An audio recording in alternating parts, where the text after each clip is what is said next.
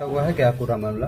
देखिए, दिनांक 23 नवंबर 2025 को प्रातः लगभग 6 बजे पुलिस को ये सूचना मिली थी कि ग्राम खामा पोखर थाना इकोना में 2 डेड बॉडीज पड़ी हैं। मौके पर पुलिस द्वारा पहुंचा गया। सारे वरिष्ठ अधिकारियों द्वारा घटनास्थल का निरीक्षण किया गया और घटना की जानकारी से प्राप्त हुआ कि मृतकों का नाम क्रमशः रोशन खान पुत्र नूर मोहम्मद है, जिसकी उम्र 80 वर्ष है, और उनकी पत्नी वसीला जो कि निवासी खामा पोखरी कोना की है, जिसकी उम्र 60 वर्ष है। इन दोनों की हत्या कर दी गई है और बॉडी को फिर पंचायतनामा की कार्रवाई के पश्चात पोस्टमार्टम के लिए भेजा गया। पोस्टमार्टम की रिपोर्ट से स्पष्ट हुआ कि इनके दोनों मृतकों की जो मृत्यु हुई है, दोनों व्यक्तियों की, इनके स्ट्रैंगुलेशन से मृत्यु हुई है और इनके चेहरे पर और सर पर किसी ब्लंट ऑब्जेक्ट से, जैसे कि किसी डंडे से वार किया गया, इस तरह के उस पर वुंड थे। इसके पश्चात वादी मुकदमा मुसीब, उससे जब कड़ाई से पूछताछ की गई, हम डिजिटल साक्ष्यों के आधार पर क्रॉस क्वेश्चनिंग की गई, तो अपने आप को गिरता हुआ देख मुसीब ने बताया कि साहब, इस पूरी घटना के क्रम में रिंकू त्रिपाठी, जिसका नाम उर्फ प्रभाकर त्रिपाठी, जो कि पेशे से वकील है, इसका इसमें हाथ हो सकता है।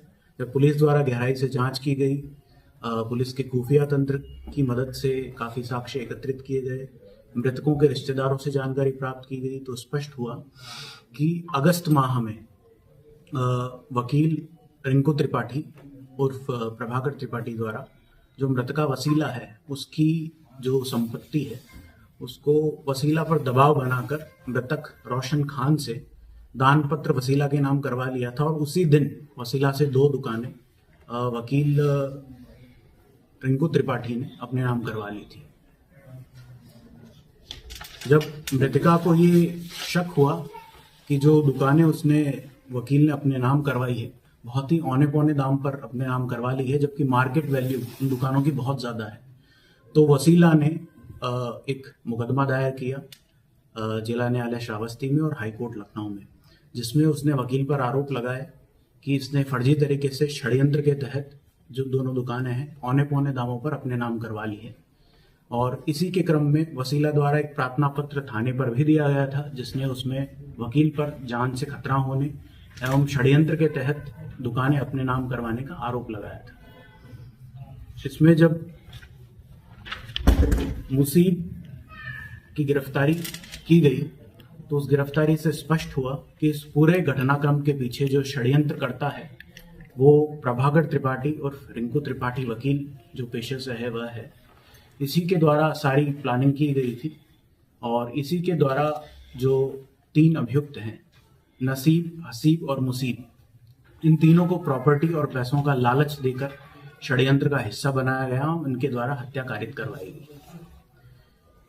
इसमें जो बात निकलकर अंदर से सामने आई है, वकील रिंकू त्रिपाठी द्वारा मुसीब को एक मोटरसाइकिल पहले ही दे दी गई थी ताकि वो वसीला का जो अकाउंट होल्ड पर है उसको अनहोल्ड करवा सके और उसका मुकदमा वापस लिया जा सके। इसका लालच देने के लिए एक मोटरसाइकिल पहले उसके नाम करवाई गई थी, उसको दी गई थी, और भी 10 लाख रुपए लगभग देने का उसको आश्वासन दिया था। वकील द्वारा ही हसीब और नसीब को प्रॉपर्टी और पैसे का लालच देकर इस हत्या का षड्यंत्र का हिस्सा बनाया गया एवं घटना कारित करवाई गई। सर, जो है प्रभाकर त्रिपाठी और रिंकू जो है वकील है पेशे से, इससे पूर्व में भी उसके द्वारा कोई घटना कारित की गई है? उसका आपराधिक इतिहास है क्या सर कोई? देखिए, वकील रिंकू त्रिपाठी पेशे से एक दलाल टाइप का व्यक्ति है, जो कि जमीनों को और दुकानों को औने पौने दामों पर अपने नाम करवाता है और फिर उसको रीसेल करता है। इसी प्रकार के मुकदमे 419-20 के मुकदमे पहले से ही थाना इकोना पर उसके विरुद्ध पंजीकृत है। थाना इकोना पर ही इसी के क्रम में वसीला द्वारा अगस्त माह में एक प्रार्थना पत्र दिया गया था, जिसमें इसी प्रकार का आरोप अंकित था, जिसमें उस समय थाने पर मुकदमा पंजीकृत नहीं हुआ था, जिसकी जांच की जाएगी कि किन कारणों से मुकदमा पंजीकृत नहीं किया गया था। और जो दुकान उसने 2 दुकानें जो बेनामा उसने वसीला से अपने नाम करवाया था, उनमें से एक दुकान को रिंकू त्रिपाठी ने 70 लाख रुपए में किसी अन्य पार्टी को बेच भी दिया था। वकील के अलावा जो 3 अन्य आरोपी हैं, मृतक से उनके क्या संबंध है?